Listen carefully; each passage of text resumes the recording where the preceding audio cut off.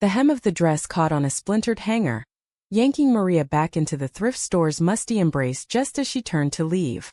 She stumbled, the fabric whispering against her skin like a ghost's apology, and in that split second the world tilted, revealing a crumpled slip of paper tucked into the lace bodice, yellowed with time and regret. "I still love you," it read in ink that bled like an open wound, and Maria's breath hitched, the words slicing through the humid Texas air as if Juliet had just spoken them from the shadows of her own unraveling life. She clutched the note, her knuckles whitening against the thrift store's fluorescent hum, the scent of mothballs and forgotten dreams clinging to her like the weight of Monroe's watchful eyes. Monroe, Texas, that sun-baked speck on the map where the Rio Grande's whisper met the endless flatlands, where cotton fields stretched like accusations under a sky too vast for secrets. Maria had come here as a girl, fleeing the clamor of El Paso with her mother after her father vanished into the border haze, chasing dreams that dissolved like salt in the wind. Now at 32, she was the high school English teacher who quoted Whitman to bored teens, the one who baked tamales for the church bake sale and smiled through the whispers about her unmarried state. But today, on this sweltering afternoon in late summer, the dress had found her, or perhaps she had found it. Ivory silk with pearl buttons that gleamed like distant stars, a relic from some other woman's shattered vows. Maria's fingers traced the note's edges, the handwriting a familiar curl that twisted her gut. Juliet. It had to be. No one else wrote her name like that, with the loop on them that dipped low, as if burdened by the very secrets it confessed. She slipped the paper into her pocket, the dress draped over her arm like a confession she wasn't ready to wear. The thrift store clerk, an elderly woman named Etta with hair like spun sugar and eyes that missed nothing, glanced up from her ledger. "That one's got stories, honey," Etta said, her voice a drawl thick as molasses. "Belonged to a girl who ran off before the I-do's. Left it here with a prayer and a curse." Maria forced a laugh, the sound brittle in her throat, and paid the $5 with shaking hands. Outside, the heat pressed down like a judgment, the gravel lot empty save for her faded blue pickup, its bed lined with lesson plans and a cooler of iced tea for the drive back to her rented shotgun house on Elm Street. She hung the dress in the cab, the fabric swaying gently as she drove, and with every mile the note burned hotter against her thigh. Juliet Hargrove, the golden girl of Monroe, heir to the Hargrove cotton empire, with summers in Savannah and winters dodging the family's expectations like rain in a drought. They'd met at the county fair when Maria was 20, Juliet 19, both of them stealing cotton candy under the Ferris wheel's glow, laughing until the world blurred. But that was then. Now Maria was weeks from marrying Daniel Reyes, the steady handyman from her church youth group, the man whose callous palms promised stability in a town that devoured the unsteady. Daniel, with his easy smile and sermons on Proverbs, represented the life Maria had scripted for herself. A house with a picket fence, children who wouldn't know the sting of difference, a seat at the family table where her mother's rosary beads clicked approval. It was safe. It was right. Or so the preacher said every Sunday, his voice booming over the congregation like thunder over the plains. She pulled into her driveway, the dress bundled under her arm, and stepped inside to the cool dimness of her living room, where ceiling fans stirred the air like lazy ghosts. Her mother, Rosa, was in the kitchen, chopping onions for enchiladas, the radio crooning old Patsy Cline tunes. "Mija, you're late," Rosa said without looking up, her knife a rhythmic accusation.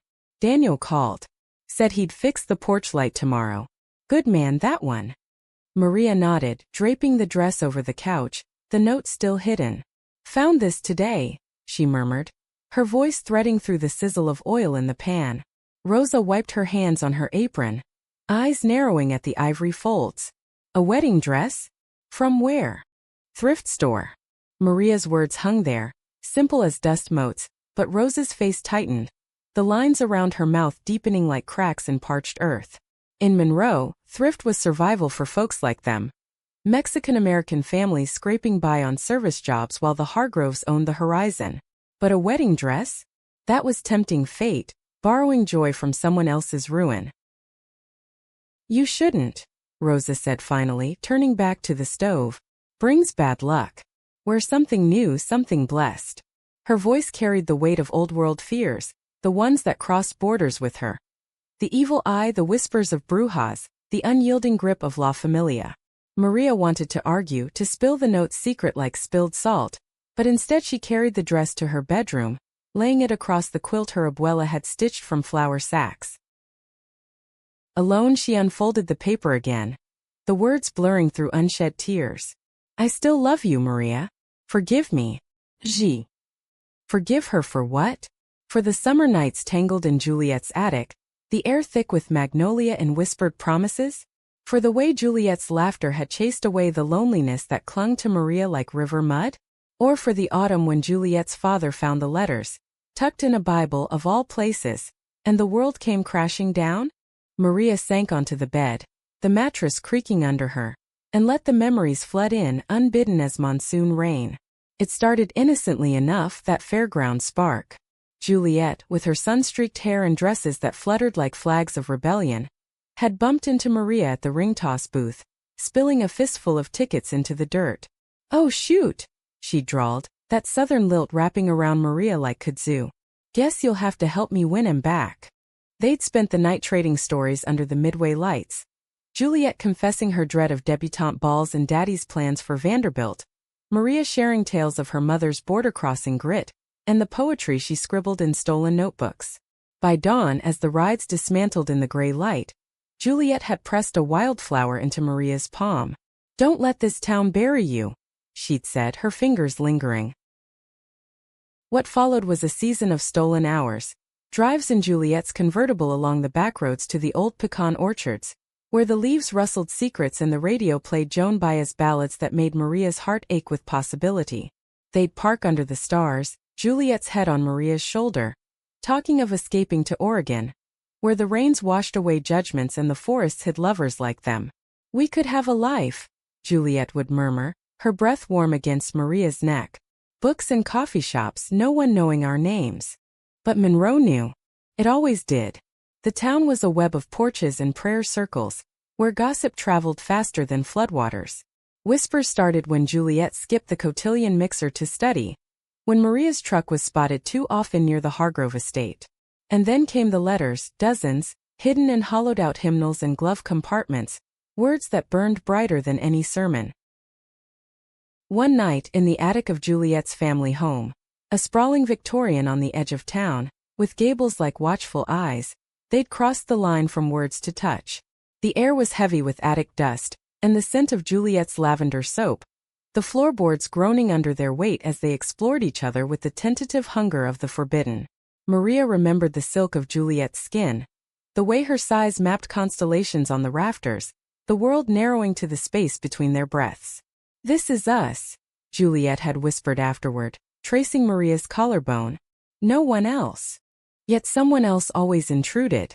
Mr. Hargrove, with his Bible-thumping righteousness and cotton-stained fortune, had hired a private eye after the maid found a lipstick-smeared note in Juliet's laundry. The confrontation came like a storm. Yelling that echoed through the house, Juliet's sobs muffled behind locked doors. By morning she was gone, shipped off to a finishing school in Virginia, her letters ceasing like a radio signal lost to static. Maria had shattered then, alone in her room with the wildflower pressed flat in a book of sonnets. Months blurred into a numb routine, teaching Dickinson to kids who doodled instead of dreaming, nodding through her mother's matchmaking schemes. Daniel had appeared like a bomb, kind, unassuming, the son of the church deacon, with a proposal that felt like surrender wrapped in a ring. I want to build something real with you, he'd said on one knee in the park, and Maria had said yes because what else was there? Juliet was a ghost, Monroe's judgment a chain. Now the note resurrected her. Maria slipped the dress from its hanger, the silk cool against her skin as she held it to the mirror. It fit like a memory. Loose at the waist, tight across the shoulders, the lace whispering of what-ifs. She imagined Juliet wearing it once, perhaps in a fever dream of rebellion, before folding it away with this final plea. Tears came then, hot and unbidden, soaking the bodice as Maria sank to the floor. How could Juliet still love her, after the silence, after the years? And how could Maria stand at an altar tomorrow, vowing forever to a man whose touch stirred nothing but duty? The phone rang, shattering the quiet. Daniel, his voice warmed through the line. Can't wait for the fitting tomorrow, darlin'. Mama's baking your favorite pie. Maria murmured agreements, her throat tight, and hung up to the sound of Rose's footsteps in the hall. "Everything all right, Mija?" her mother called, pausing at the door. "Fine, Mama." Lies came easier now, woven into the fabric of her days. But as night fell, the dress laid out like a challenge. Maria felt the first crack in her resolve. The note wasn't just words. It was a key, turning in the lock of a door she'd bolted shut. And in the small hours with crickets chorusing outside, she began to wonder if freedom tasted like regret, or like the wild, untamed wind of Juliet's laugh. Dawn broke over Monroe like a reluctant confession, painting the sky in streaks of rose and gold that seeped through Maria's curtains. She woke tangled in sheets, the dress still draped across the chair like a sentinel, the note pinned beneath her pillow as if to guard her dreams. Sleep had been a battlefield, visions of Juliet's attic, the press of bodies and promises, warring with the sterile white of a church aisle, Daniel's hand in hers. Her alarm buzzed, pulling her into the day, but the words "I still love you" echoed in her veins like a pulse she couldn't quiet. She dressed for school in a simple blouse and skirt, the kind that blended into the sea of khaki and plaid in Monroe High's hallways. The drive was a blur of flatlands and faded billboards advertising Jesus Saves and local diners, the radio tuned low to avoid the morning gospel hour. Parking under the live oaks that shaded the lot, Maria gathered her books, The Great Gatsby, with its tales of green lights and unreachable shores, and stepped into the fray of teenage chaos. Her classroom was a sanctuary of sorts, third-period English, where she could lose herself in Fitzgerald's longing and pretend her own heart wasn't a divided map. But today the words blurred on the page. As she lectured on Daisy's illusions, her voice caught on the line about loving two people at once, and a girl in the back row, Lila, sharp-eyed and out as the town's only rainbow flag, tilted her head. "Miss Maria, you think Gatsby got it right? Chasing what you can't have." The class snickered, but Lila's gaze held steady, a mirror to Maria's hidden fractures. "Or maybe," Maria replied, her throat dry, "it's about recognizing what you already hold." The bell rang, mercifully, and the room emptied, leaving her alone with chalk dust and the ghost of that question. She lingered, erasing the board with mechanical strokes, until Principal Harlan poked his head in, a bear of a man with a mustache like a broom and eyes that scanned for infractions. "Rhea's wedding's the talk of the town," he boomed, clapping her shoulder. "Whole school's chipping in for a shower. Daniel's one lucky fella." Maria smiled, the expression automatic as breathing, and murmured thanks. Harlan meant well in his gruff way, but his words landed like stones in still water, rippling reminders of the cage she was stepping into. Lunch was a hasty sandwich in the teacher's lounge, where gossip swirled around her like smoke, the Hargrove Mill closing another shift, layoffs hitting the east side hard. Whispers of Juliet's return spotted at the diner after years away. Maria's fork paused midair, her appetite fleeing. Juliet back in Monroe? The town thrived on such rumors, twisting truths into tall tales, but this one lodged in her chest like a thorn. Afternoon classes dragged, the heat building until the AC wheezed surrender. By dismissal, Maria's head throbbed, the note a talisman in her pocket. She detoured to the library on impulse, the cool hush of shelves a balm, seeking solace in the worn spines of Austen and Woolf. But there, in the biography section, fate or cruelty intervened. A book on Southern Gothic writers lay open, and tucked inside was a library card stamped with Juliet's name, dated last week. Maria's fingers trembled as she traced the elegant script, the same as the notes. Juliet was here, breathing the same stifled air, unraveling the same threads. She drove home faster than she should, gravel spitting under her tires, the dress waiting like an accusation. Rosa was at the market, the house empty save for the tick of the grandfather clock her father had left behind. Maria spread the note on the kitchen table, studying it under the harsh light. The paper's creases, the faint watermark of a tear. Forgive me. For leaving. For the silence. Or for loving her still, in a world that branded such love as sin?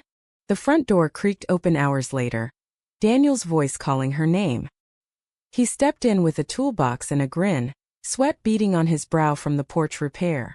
"Brought burgers from the grill," he said, setting the bag down, his eyes lighting on the dress. "That's the one? Looks fancy." Maria nodded, folding the note away. Found it cheap. Feels right. They ate on the porch swing, the evening air cooling as cicadas tuned up their symphony. Daniel talked of the honeymoon cabin he'd booked near the hill country, of starting a family with kids who knew the Lord young. His words were kind, earnest, a blueprint for the life Monroe approved.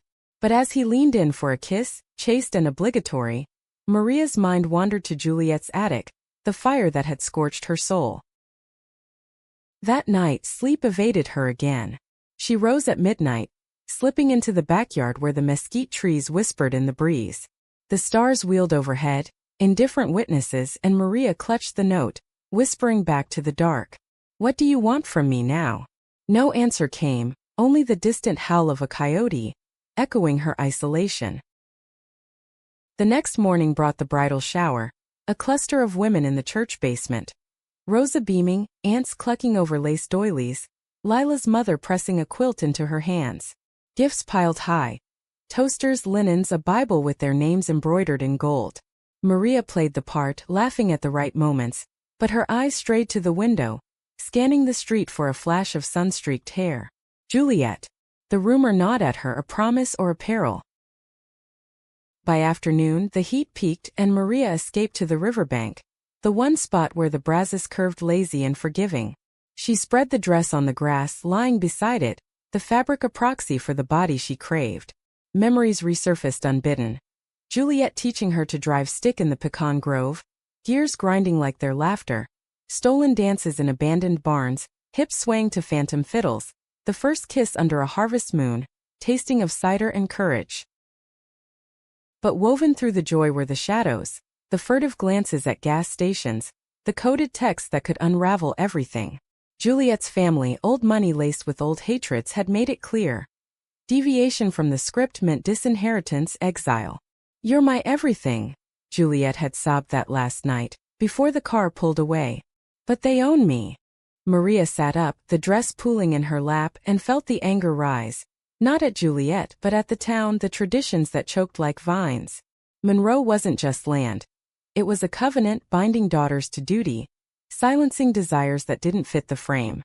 Her own family, with Rosa's whispered prayers against the devil's temptations, had never guessed, but the fear lingered, a specter in every embrace. As the sun dipped, painting the water gold, Maria made a vow to the river. She'd burn the note, bury the dress, walk the aisle with Daniel. Stability over storm.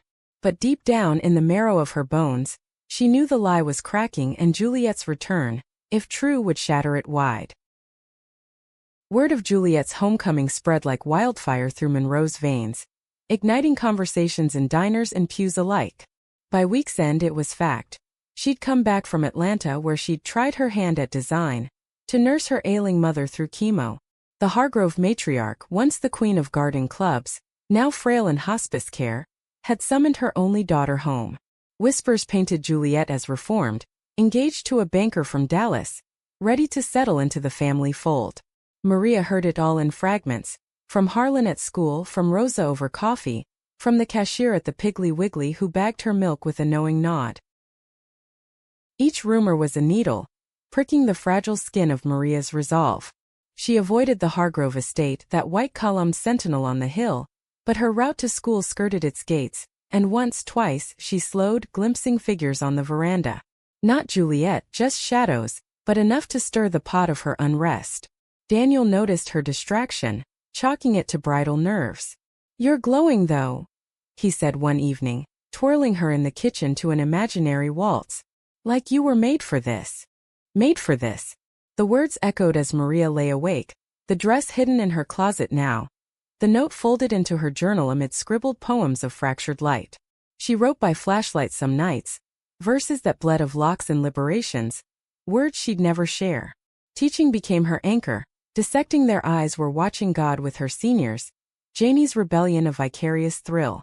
"Love isn't a cage," she told them, voice steady despite the tremor in her chest. Lila lingered after class one day, her backpack slung low. "You sound like you know, Miss M. Like you've been there." Maria met her eyes, seeing the girl's quiet courage, the flag pin on her collar, the girlfriend waiting by the bike racks. "We all have our Hurston moments," she said softly. The trick is finding the pear tree. Lila smiled, a spark of solidarity, and left Maria with a weight lifted, if only a fraction. But the fraction grew heavier at the rehearsal dinner, held in the church hall under strings of white lights that mimicked stars Monroe rarely allowed. Family and friends gathered, Ray's kin in pressed shirts, Rose's sisters with rosaries clutched like shields. Daniel's toast was heartfelt, pledging a life of faith and fortitude. And the room toasted back, glasses clinking like chains. Maria stood beside him, her smile a mask, until the door swung open late in the evening, admitting a late guest, Juliet. She entered like a specter in silk, hair pulled back, a diamond on her finger that caught the light like a warning. The room hushed, then buzzed as she made her way to the Hargrove table, empty save for her father's stern nod. No banker in sight, just Juliet, thinner than Maria remembered, eyes shadowed but sharp. Their gazes locked across the crowd, a current that hummed through the chatter, invisible but electric. Juliet's lips parted, a ghost of a smile before she looked away, accepting a plate with murmured thanks. Maria's heart thundered, the note's words a roar in her ears. She excused herself to the powder room, splashing water on her face, the mirror reflecting a woman on the precipice, cheeks flushed, eyes alive with terror and triumph. When she returned, Juliet was gone, slipped out like smoke, but the air lingered with her perfume, lavender and regret. That night, in the quiet of her room, Daniel having driven home to his mother's for tradition's sake, Maria pulled the dress from hiding. She slipped it on, the silk molding to her like a second skin, and stood before the full-length mirror her mother had gifted. It was perfect, achingly so, the lace a lattice of what might have been. Tears traced paths down her cheeks as she unpinned her hair, imagining Juliet's fingers there instead of Daniel's vows. A knock shattered the reverie, Rosa in her nightgown, eyes wide at the sight. "Mija, what are you doing? It's bad luck to wear it alone." But her voice cracked, seeing the rawness in Maria's face. They sat on the bed then, mother and daughter, the dress between them like a confessor. Rosa's hand found hers, rough from years of labor. "Tell me," she whispered. "Whatever it is, tell me." The words tumbled out in a rush. The thrift store, the note, Juliet's ghost. Rosa listened, her face a map of sorrow and surprise, the rosary forgotten in her lap. "Ay Dios," she breathed when Maria finished. "Love like that. It's a cross, not a crown. But hiding it? That eats the soul." For the first time Maria felt seen, not judged but held. Rosa pulled her close, murmuring prayers in Spanish, and in that embrace, the walls of Monroe seemed to thin, just a breath away from crumbling. The wedding dawn arrived cloaked in fog, the brasses shrouded as if the river itself mourned. Maria rose early, the dress laid out like a battlefield flag, Daniel's ring box on the dresser a sentinel of duty. Rosa brewed coffee strong as resolve, her eyes red-rimmed from a night of vigil. "Whatever you choose today," she said, pressing a cup into Maria's hands, "choose with your heart open. La Virgin understands." Church bells tolled as guests arrived, the parking lot filling with sedans and trucks adorned with tin cans and just married signs. Maria dressed in the bride's room, fingers fumbling with buttons, the mirror reflecting a stranger in white, beautiful, broken. Lila slipped in with a corsage, her grin fierce. "You look like a queen," she said, pinning it. "Remember the pear tree." The organ swelled and Maria walked the aisle on Rosa's arm. The pews a blur of faces. Harlan beaming, Etta dabbing tears, Daniel at the altar in his tux, eyes shining with uncomplicated joy. Vows hovered on the priest's lips when the doors banged open. Juliet bursting in like a tempest, dress torn at the hem, face streaked with desperation. "Stop!" she cried, voice cutting through the hush like a blade. "Maria, please." The congregation gasped, a ripple of shock, but Maria froze, the world narrowing to Juliet's eyes, pleading, unyielding. Daniel turned, confusion etching his brow, as Juliet advanced, the diamond gone from her finger, replaced by the rawness of truth. "I couldn't let you do this," Juliet said, halting feet from the altar, her breath ragged. "Not to her. Not to us." Whispers erupted, sin, scandal, but Maria stepped forward, the bouquet falling from numb fingers. "Juliet," she whispered, the name a prayer and a plea. The priest cleared his throat, But Juliet pressed on, pulling the crumpled note from her pocket, the twin to Maria's, ink fresh. I wrote it last week when I heard about the wedding. Slipped it into the dress at Edda's, hoping you'd find it. Her voice broke, tears carving paths. I ran from Atlanta, from the banker, from everything. Because I never stopped. And if you marry him, it'll kill me.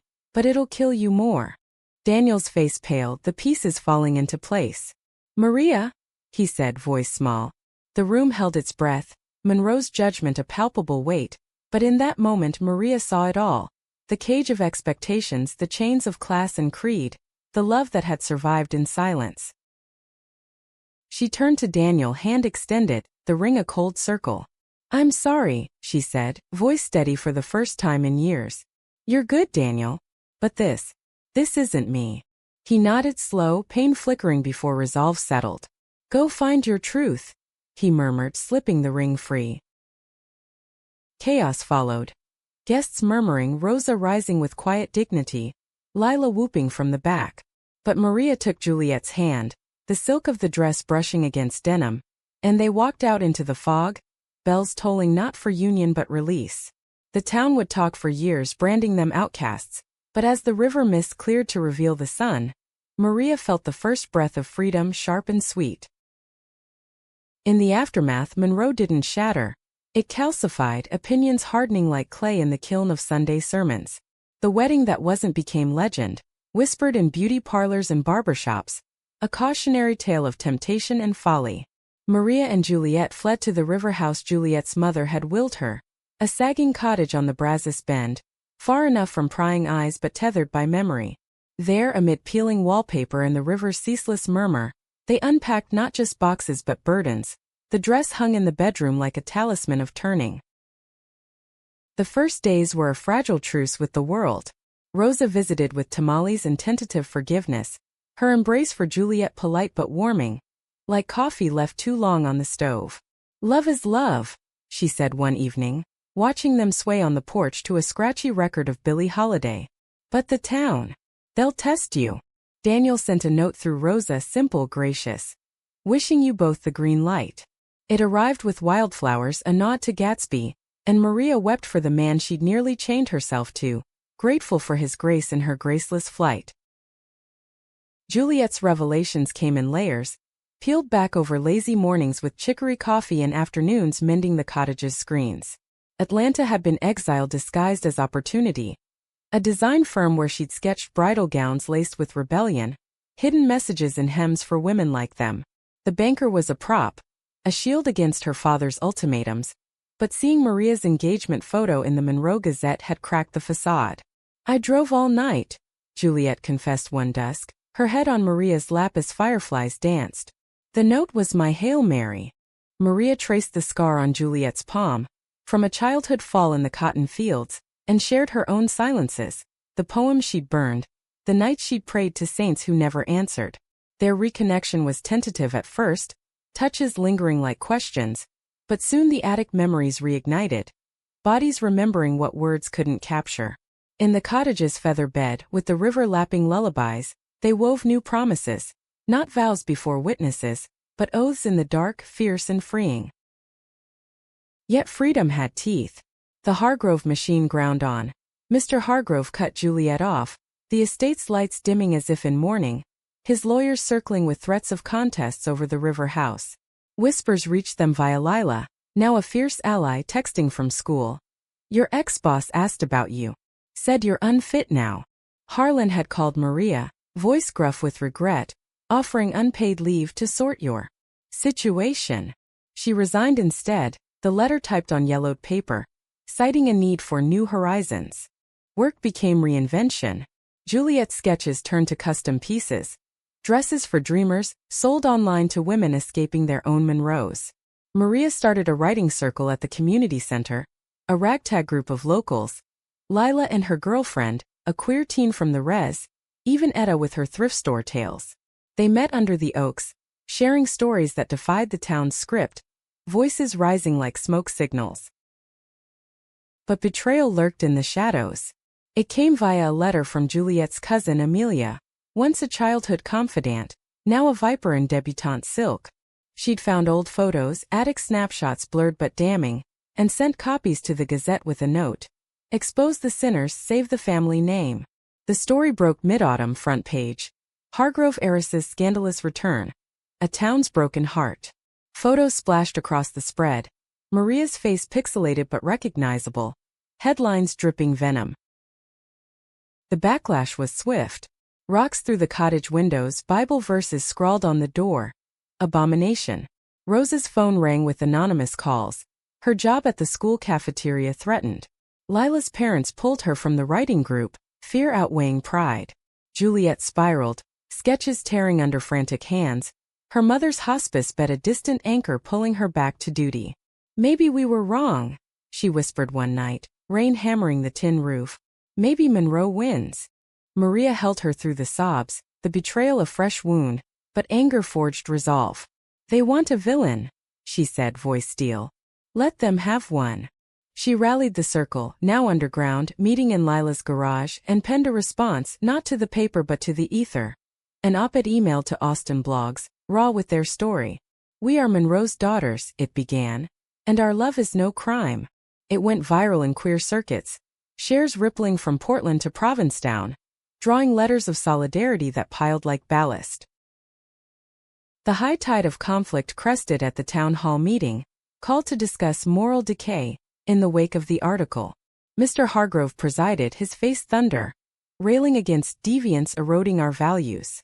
Maria and Juliet attended, hands clasped under the table, the room packed with familiar faces, Harlan fidgeting, Etta in the front row, Rosa absent but her rosary a silent prayer in Maria's pocket. When the floor opened, Juliet rose first, voice steady as the river. This town raised me, she said. Taught me grace and grit. But it also taught me shame for loving as I do. No more. Applause sputtered, mixed with jeers, but Maria followed, her words a quiet storm.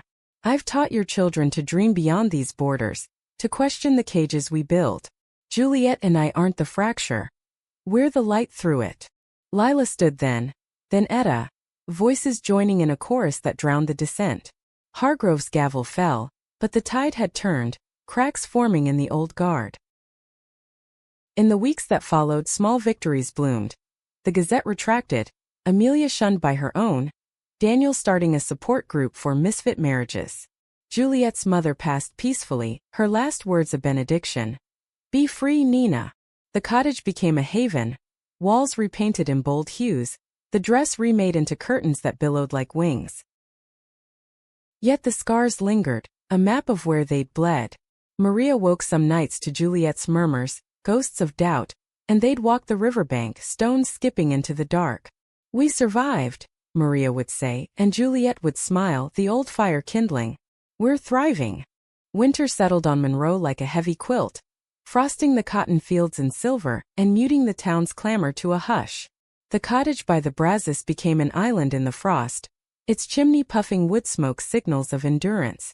Maria and Juliet marked time there, seasons turning from betrayal's blaze to a quieter forge, where love tempered into something resilient, less fragile than before. The writing circle grew, spilling from garages to the library after Etta's advocacy won them a room. Stories read by lantern light, voices weaving a new tapestry for Monroe's daughters. But peace was a jealous guardian, warded off by old specters. Mr. Hargrove's health faltered, a stroke felling the Cotton King in his study, leaving Juliet sole heir to a crumbling empire. The lawyers descended like vultures, contesting the will with claims of undue influence from her lifestyle. Amelia resurfaced, testifying in depositions with honeyed lies, painting Juliet as manipulated, Maria as the serpent in the garden. Court dates loomed in Austin, a 3-hour drive through hill country that twisted Maria's gut with every mile. They prepared in stolen moments. Juliet poring over ledgers by the fire, Maria drafting affidavits with Lila's help. Now a paralegal intern, fierce as ever. Nights blurred into strategy sessions, the bed cold with distance, until exhaustion pulled them close. This isn't just land, Juliet murmured one dawn, snow dusting the windows. It's him trying to bury me one last time. Maria kissed her temple, tasting salt. Then we'll dig you out. The trial opened in a sterile courtroom, fluorescent lights buzzing like judgments. Hargrove's kin filled the benches, faces pinched with propriety, while their allies, Rosa, Daniel, even Harlan, sat sentinel. The judge, a silver-haired woman from San Antonio with a no-nonsense drawl, eyed the proceedings with veiled curiosity.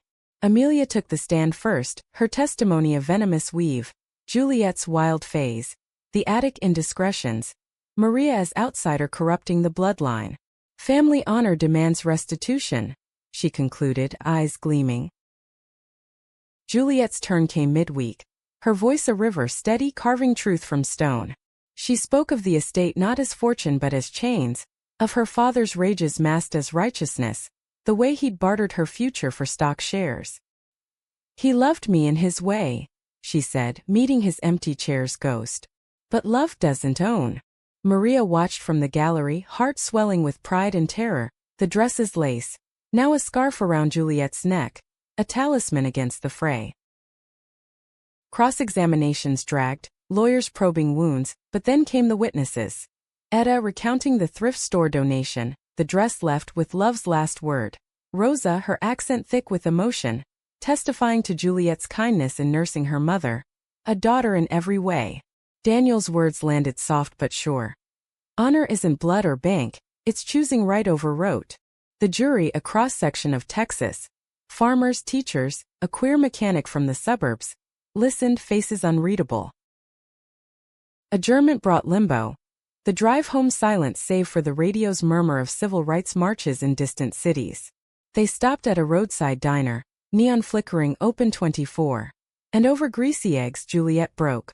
"What if we lose it all?" she whispered, fork trembling. Maria covered her hand. "We have the cottage, the river, us." But doubt gnawed, a bitter undercurrent. The verdict came on a sleet-lashed morning, the courtroom packed tighter than a harvest barn. The foreman, a wiry woman with calloused hands, read the ruling.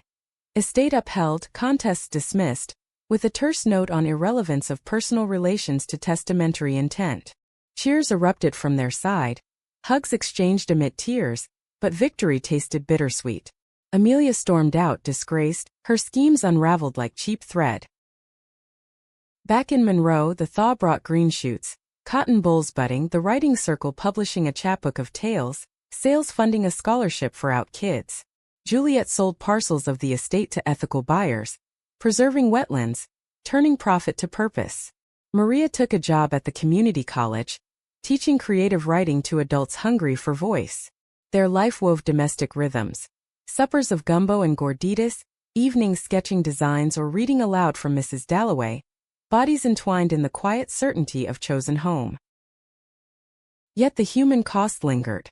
Juliet's nightmares returned, father's voice thundering accusations, and Maria held her through them, whispering litanies of worth. Rosa's health wavered, arthritis flaring in the damp, and they drove her to specialists in Austin, the three of them a makeshift family, bonds forged in fire. Spring swelled into summer, the river running high with melt, and they marked their first anniversary, not of flight but of finding, with a picnic under the pecan trees. Juliet presented a ring, simple gold with an inscribed wildflower, and Maria slipped it on, vows renewed in the shade. To horizons, Juliet toasted with river water in tin cups, and the loves that lead us there. But fate, ever the dramatist, scripted one final twist. A letter arrived from Savannah, Juliet's aunt, Amelia's mother, extending an olive branch. An apology, a bequest of family heirlooms, a plea for reconciliation. "Blood thins without forgiveness," it read. Juliet burned it in the hearth, ashes scattering to the wind, but Maria saw the flicker of longing, the scar of severed roots. "Forgive but don't forget," Maria counseled, and they wrote back. Not capitulation but boundaries, visits on their terms, no sermons. The aunt arrived in autumn, tentative in pearls, and over tea on the porch, bridges mended tentatively, a fragile peace. Through it all, Monroe softened at the edges. The Gazette ran a feature on the writing circle, Lila's art on the walls. Daniel remarried, a quiet ceremony they attended. His bride a painter with eyes like Juliet's fire. Etta passed the thrift store torch to Lila, dresses donated with notes of hope. Maria and Juliet's love deepened, Not in grand gestures but in the daily grace of endurance. Hands clasped over lesson plans, laughter echoing in the kitchen. The dress, remade into a quilt, warmed their bed, threads of past and present stitched seamless. In quiet moments Maria would trace the note's words, faded now, and marvel at the arc. From thrift store hook to this hearthside haven. Love, she learned, wasn't absence of storm but dancing in it, human and whole. The second anniversary found them on the road, fleeing Monroe's swelter for Oregon's mist-shrouded coast. Juliet's designs had caught a Portland boutique's eye gowns with hidden pockets for love notes, lace veils etched with escape maps, and the trip was part scouting, part sabbatical from the town's lingering gaze. They drove Juliet's old convertible, top down despite the chill, wind whipping secrets from their hair as the plains gave way to pines. Portland greeted them with rain-slick streets and coffee shops alive with flannel and folk tunes. A world where hands held without whisper. They wandered Powell's city of books, fingers trailing spines, Juliet pausing at a volume of Southern poetry. Walt would approve, she said, quoting lines of self-reliance that mirrored their path. Maria smiled, buying it for bedtime readings, the pages a bridge between old wounds and new blooms. The boutique meeting went better than scripted. The owner, a non-binary artist named Riley, saw in Juliet's work a kindred rebellion. "These aren't just dresses," Riley said, fingering a bodice with concealed affirmations. "They're armor." A contract followed, small runs, online sales, and Juliet's eyes lit with a fire Maria hadn't seen since the attic days. That night, in a loft hotel overlooking the Willamette, they celebrated with takeout pho and slow dances to Nina Simone, bodies swaying in the glow of city lights that judged no one. But reinvention carried echoes. Back home, the orders poured in, shipping from the cottage turned studio, but Monroe's undercurrent stirred. A new preacher arrived, firebrand from the Panhandle, sermons lashing the lavender lobby, invading their flock. Protests flickered at the community center, pickets with signs, "Repent or perish." Lila's girlfriend faced slurs at the diner, and the writing circle shrank, fear chasing away the timid. Maria felt the pull of protection, urging Juliet to focus on Portland, but Juliet resisted, roots too deep. "We don't run again," she said, nailing a rainbow flag to the porch. "We stand." Their solidarity drew allies. Daniel's group expanded, Harlan retired with a quiet endorsement, even Mr. Hargrove's old foreman offering mill space for workshops. Autumn brought awakening. A town festival, the Harvest Moon Hoedown, where old rhythms met new. Maria and Juliet attended, not as pariahs but participants, Juliet in a skirt of her own design, Maria with Rosa on her arm. The dance floor pulsed with fiddles and feet, and when a slow waltz spun up, they stepped out, hands linked, the crowd parting then joining, a hesitant embrace. Not all bent. The preacher cornered them by the hay bales, Bible brandished like a sword. "The wages of sin," he intoned, but Juliet met his gaze, calm as the river. "And the grace of God is sufficient," she replied, quoting back. He faltered, crowd murmurs turning, and Etta, visiting from beyond, shooed him with a fly-swatter laugh. "Go preach to the crows, Reverend." The moment rippled, a stone in the pond, and by winter the sermon softened, the pickets faded. Juliet's workshop opened, classes for seamstresses of all stripes, Maria facilitating readings in the back. Their life layered richer. A garden of chiles and collards, trips to the res for powwows, letters from Portland brides with photos in their gowns, notes tucked in hems. "You are enough." Yet human frailty tested them. Juliet's health wavered. A bout of pneumonia from the damp studio, landing her in the county hospital amid beeping monitors and antiseptic chill. Maria kept vigil, Rosa bringing pozole thermoses, Lila reading aloud from the chapbook. In the sterile quiet, Juliet confessed fears of failing their fragile empire, of love's weight proving too much. "What if I'm not strong enough?" she whispered for dripping slow. Maria leaned close, forehead to forehead. "You're the strongest storm I know. And I'm the shore that holds." Recovery was slow, but it mended something deeper, vulnerability voiced, dependencies owned. Juliet emerged leaner, laughing sooner, her designs bolder with motifs of anchors and wings. Spring unfurled with surprise. Maria's period late, then gone. A clinic visit confirming the impossible, or possible in this era of science and choice. They'd talked of it in whispers, IVF a distant dream, but a donor friend from the circle offered. And now, a heartbeat flickered on the ultrasound. Juliet's joy was a sunrise, hands cradling Maria's still flat belly. Our little rebel, she murmured, naming possibilities. Sage for the river, Luna for the moon. Pregnancy brought its graces and gales. Morning sick in the cottage, Maria craved Juliet's lavender tea. Afternoons they walked the river, debating nursery rhymes in Spanish and Southern drawl. Monroe rallied unexpected. Rosa knitting booties, Daniel building a crib, the writing circle gifting stories for bedtime. But shadows crept, whispers of unnatural families, a clinic protest that splashed their names in the Gazette again. The climax crested at a council meeting, budget votes looming for the community center. The preacher rallied opposition, decrying funds for agenda-driven dens. But Maria testified, belly rounding under her blouse. This center saved us, she said, voice carrying the weight of their arc. It builds bridges, not walls. For my child and yours. Juliet followed, sketches of inclusive murals in hand. Art doesn't discriminate.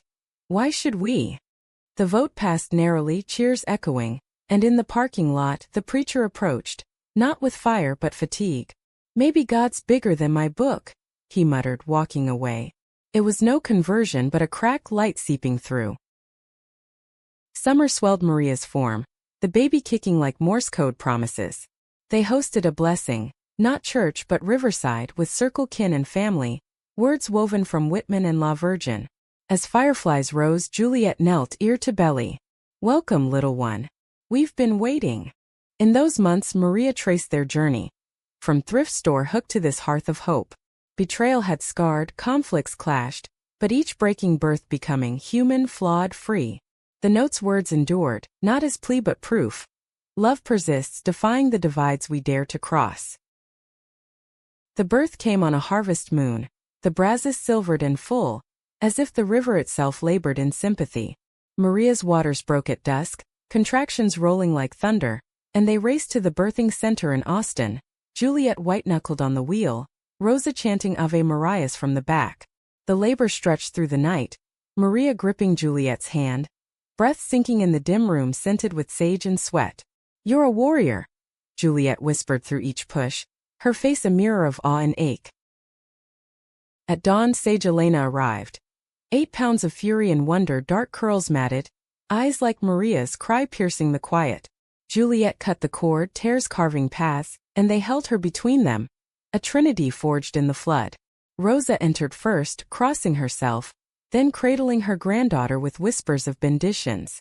A miracle, she said, and Maria knew it true. Not divine intervention, but the alchemy of choice and chance. Monroe welcomed Sage with wary warmth. The Gazette ran a birth announcement, neutral, factual, but letters followed. Congrats from the circle, a quilt from Daniel's wife, even a card from the aunt in Savannah, tentative olive branches blooming. The cottage adapted. Crib in the corner, mobiles of wildflowers spinning lazy, nights of feedings and lullabies that blurred into dawn. Parenthood reshaped them, love's lens sharpening the world's edges. Sage's first smile came at 6 weeks, gummy and guileless, dissolving Juliet's exhaustion into giggles. Maria returned to teaching part-time, baby in a sling, lessons laced with tales of resilient mothers. Zora, Frida, the women who'd birthed worlds from wombs and words. Juliet's line expanded. Baby carriers with hidden pockets for pacifiers and poems, sales funding a trust for Sage's future. Challenges wove through the joy. Colic nights that frayed tempers, Juliet's freelance gigs drying up in a recession dip, Maria's body still knitting from birth's tear. Whispers persisted. Playground moms eyeing their ringless hands, the preacher's flock boycotting the workshop, but resilience rooted deeper. Lila, now engaged, co-parented a reading nook at the center. Etta's spirit lingered in donated fabrics, ghosts guiding their hands. A year on, conflict resurfaced, not from foes but within. Juliet chafed at Monroe's bounds, Portland's pull tugging like tide. We could go, she said one evening, Sage asleep on the rug, blocks scattered like fallen stars. Bigger world for her. Maria felt the old fracture the thrift store echo run or root. This is our ground, she countered, voice soft but sure. We claimed it. For Sage to know where she stands. The argument simmered, days of polite distance, until a storm broke it open. Rain lashed the cottage, power flickering, and Juliet confessed the root. Fear of failing as mother, of her blood's legacy tainting their girl. Daddy's shadow, she said, voice cracking. What if I pass it on? Maria pulled her close, rain-drumming duet. You passed the light. The one that led you back to me. Reconciliation came in action. A road trip, not escape but exploration. Driving to Oregon with Sage strapped in. Scouting a satellite studio while affirming Monroe as anchor. Portland's rains washed doubts, Riley's boutique thriving. And they returned with plans. Seasonal splits, roots and wings in balance. 2 years blurred into milestones. Sage's first steps on the riverbank. Words tumbling in Spanglish drawl. The writing circle's second chapbook, dedicated to the daughters who stayed. Rose's health steadied, her stories now circle lore. Daniel's group merged with theirs, dialogues bridging divides. The preacher retired. His successor a quiet progressive, sermons on love's manifold faces. Betrayal's ghost visited once more, in Amelia's final gambit. A lawsuit over a stolen heirloom. A locket from their grandmother. Court was swift, dismissed as pettiness, but the hurt lingered until Juliet traced its chain around her neck. It's ours now, she said, clasping it on Sage. Reclaimed. The awakening crested at Sage's 3rd birthday. A riverside gathering under string lights. Kin and circle mingling, fiddles playing soft. As cake-smeared faces and laughter rose, Maria caught Juliet's eye across the fire. The note's words unspoken but alive. I still love you. In that gaze the arc completed. From forbidden spark to this communal flame. Conflicts resolved not in triumph but tenderness. Monroe evolved slowly. Pride flags on porches, workshops for trans youth. A mural on the center wall. Women entwined, hands breaking chains. Maria and Juliet's love became legend, not scandal. The thrift store dress a relic in the museum. Note framed as testament. In quiet evenings with Sage dreaming and the river sighing, Maria would reflect on the hook that hooked them. The stumble, the slip, the words that wouldn't fade. Life's drama played on, human and humane. A story of mending what society rends. And in the end, freedom wasn't flight, but flourishing where you'd fallen loved, whole unbowed. The epilogue unfolded in fragments. Sage at 10 penning her own tales. Juliet's gowns in galleries, Maria's novel on shelves. Monroe a patchwork, scars woven into strength. The note yellowed in a drawer but its message endured. Love against all odds still does.